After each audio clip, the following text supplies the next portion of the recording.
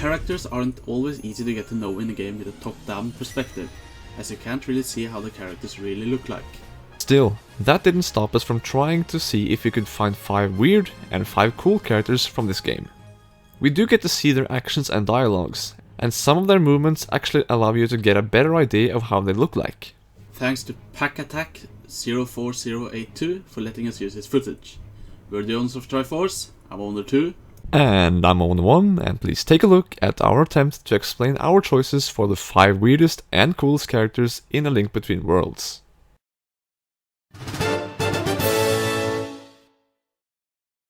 As usual, Link's asleep in the beginning of the game, and he has to go to the blacksmith for some work. The captain pays the blacksmith a visit to get his sword and shield fixed up. All we learn about the captain is that he might have been a bit forgetful, leaving his sword behind because he's in love with Ceres, one of the sages. There's nothing weird about that. What is weird about him is his face. We're not even sure what we're looking at. Is that a unibrow? That's pretty wide mouth. Is that He-Man's hair? Is he a fan of Alice Cooper? Why does it look like this? Let me remind you, this is the beginning of the game, which means you're still in Hyrule, not the Dark World, not Lorule. This is supposed to be normal? Okay.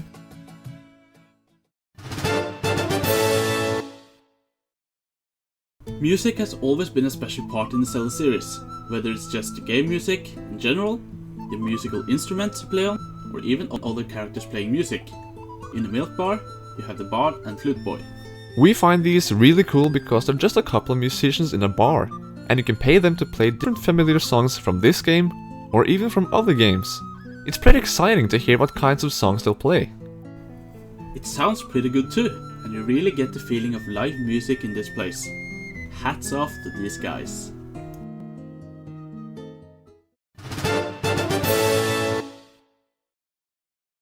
Alright, just like in A Link to the Past, you had to choose a few from the darker version of Hyrule. They are supposed to be weirder than the ones in Hyrule, but we just gotta take advantage of that. On our number 4 spot, we have Bad Guy. In the shop in Thieves' Town in Lorule, you find a guy who helps you out with the missing words for the song you need to get right in order to be allowed to walk inside the thieves' hideout. That in itself isn't weird. What is weird is just that he's got a bag over his head. It shouldn't be too weird when considering that people in this town cover their faces with masks. But why a bag? Can he breathe well in there? Maybe he's just too ugly to show his face. You know, like Ugly Bob in South Park, who looks exactly like Terrence Phillip, but apparently is too ugly to show his face? Well, we might never know.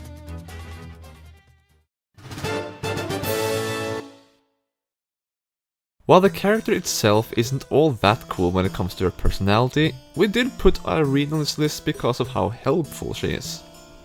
Instead of having a bird fly around and drop you off at 8 different points in just one of the worlds, Irene, or her broom, can fly you off to several different places in either worlds.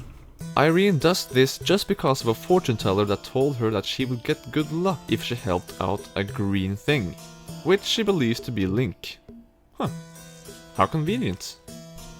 She's the witch's granddaughter, and she's even a sage, which makes her a bit more important to the story than just being a way for Link to travel around the world.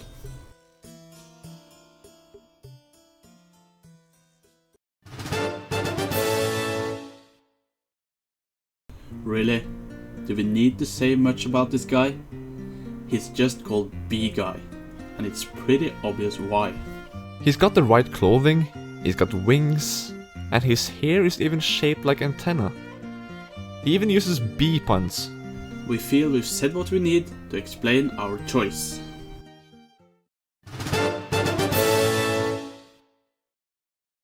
Okay, there are no Gorons here, but are you surprised that we would pick the character that comes closest to a Goron?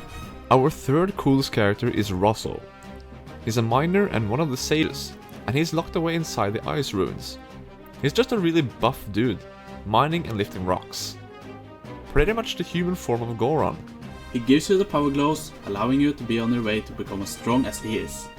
He doesn't really do all that much, but he seems to have a pretty kind personality for being so huge and somewhat intimidating, and that's something we appreciate.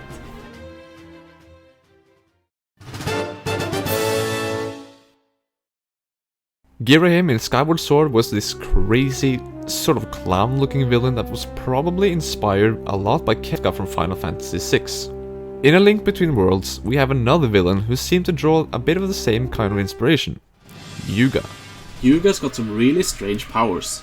He can turn people into paintings, and he wants a big collection of sages and princesses within frames on his walls, in addition to claim the Triforce as his own, of course.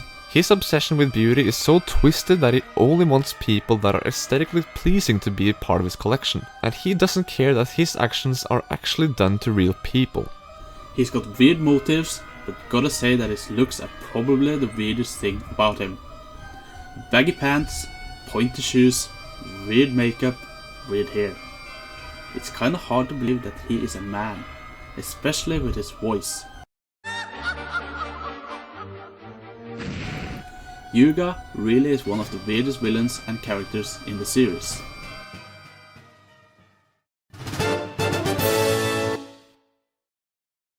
We've seen a few other women in some sort of royalty than Zelda in the Zelda series, like Queen Ambi in Oracle of Ages or Midna in Twilight Princess.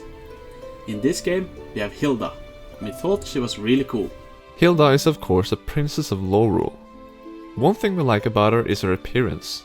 She's very similar to Zelda, like she should be when thinking that Lorule is a sort of parallel world to Hyrule. Her purple hair and red eyes made her look really cool. And she has one of the most interesting looks for a princess in any game we've ever seen. She has very good motives, and we like how she introduced herself and how she kept showing up, either by speaking to you every time you entered a new part of Lorule, or how she spoke to the painting of Zelda and told her about how lucky she was to have a hero like Link in her world after every dungeon you completed. When you reached the top of Laurel Castle, you met her and we got a really cool twist. Hilda looked dependable and supportive pretty much all the way through, but now she revealed that she needed Link's Triforce of Courage in order to save her kingdom. All she wanted to do was to protect the kingdom she was meant to rule over, so her intentions were good, though it was the way she wanted to do it that was a bit too evil. We think Hilda is one of the coolest characters in the game because of how she looks, how she showed good intentions, and how she pulled a twist on us at the end. And her reactions when Zelda helps out her fellow princess at the very end tells us that she never was truly evil.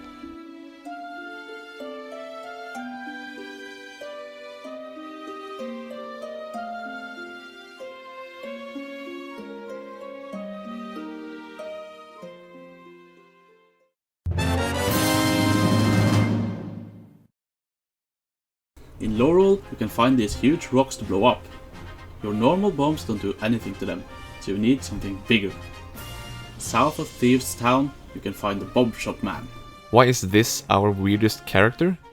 First of all, he does look like some half-crazy scientist with those glasses and everything.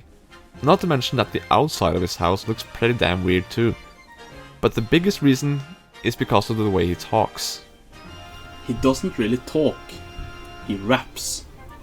He utters out a few noises like yo while he talks about his big bomb flower. There's a music note in his speech bubbles, his lines rhyme with each other, and does all of these hip movements with his hands. If you're like us and have watched Naruto, you probably can't help but to draw parallels to Killer Bee.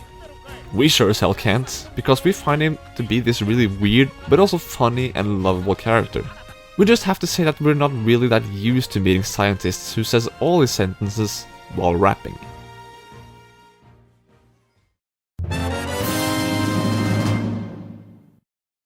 Only one character could beat Hilda to becoming our coolest character in A Link Between Worlds.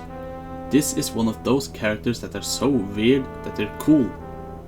We're talking of course about Ravio. Ravio surely seemed like a weird one. The first thing Link sees after falling to Yuga in the sanctuary in the beginning of the game is this face. Some guy in a weird costume brought Link back to his house and needed a place to stay. While he's there, he starts a business where he rents out and sells items Link needs to use on his adventure. He's got weird movements and just looks like a guy you'd think would be one of the weirdest characters ever. Which he sort of is. I mean, listen to this theme. And look at that little partner he's got. In this game, there are parallels to many characters in Lorule that you find in Hyrule. You quickly notice that. What we actually didn't even think of was to see Link's parallel. That's the cool thing about Ravio, because out of all people, he is the counterpart to Link. This isn't revealed until the very end, after Yuga Ganon is defeated. Ravio says that he's just a coward, which is the opposite of Link, but he finally found the courage to oppose to his own princess, and convinced her not to take Hyrule's Triforce. Ravio shows that he is a man of reason, even if he doesn't always have the courage to show it. We also like how he's sort of a dark Link, with black hair and everything, but that he's still really good at heart. This is why we think that even though Ravio made the impression to be an incredibly weird character, he could also be the coolest one in A Link Between Worlds. Thanks for watching.